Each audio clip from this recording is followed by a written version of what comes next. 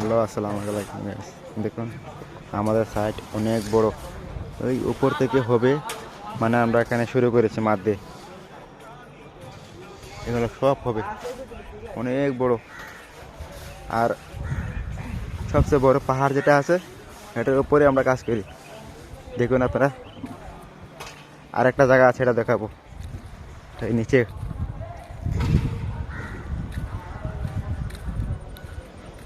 ওই দেখেন সব পাহাড়, পাহাড়ের উপরে উপরে বাড়ি।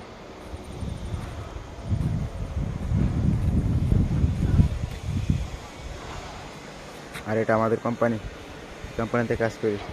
আর এগুলো আমরা আজকে লাগাইছি, দেখছেন কাটা। আর ওইটা মেশিন,